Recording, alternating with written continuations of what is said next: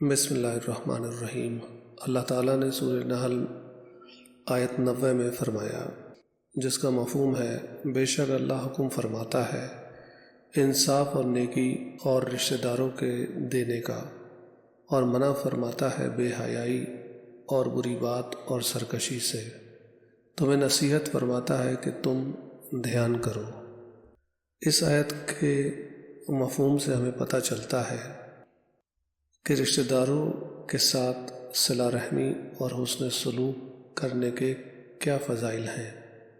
رشتہ داروں کے ساتھ صلہ رحمی اور حسن سلوک کرنے کی بڑی فضیلتیں ہیں۔ اس سے متعلق 3 احادیث درج ذیل ہیں۔ پہلی حدیث مبارک، حضرت ابو ایوب انصاری رضی اللہ تعالی عنہ فرماتے ہیں، ایک شخص نے بارگاہ رسالت صلی اللہ تعالی علیہ وسلم میں حاضر ہو کر عرض کیا، یا رسول اللہ صلی اللہ تعالی علیہ وسلم، مجھے ایسے عمل کے بارے میں بتائیں جو مجھے جنت میں داخل کر دے۔ حضور پرنور صلی اللہ تعالی علیہ وسلم نے ارشاد فرمایا، اللہ تعالیٰ کی عبادت کرو اور اس کے ساتھ کسی کو شریک نہ ٹھہراؤ، نماز قائم کرو اور زکوٰۃ ادا کرو، اور رشتہ داروں کے ساتھ صلہ رحمی کرو۔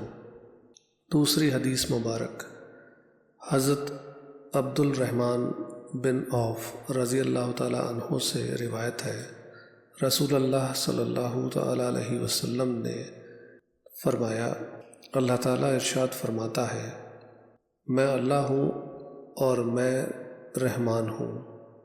رحم یعنی رشتہ داری کو میں نے پیدا کیا اور اس کا نام میں نے اپنے نام سے مشتق کیا، لہٰذا جو اسے ملائے گا میں اسے ملاؤں گا، اور جو اسے کاٹے گا میں اسے کاٹوں گا۔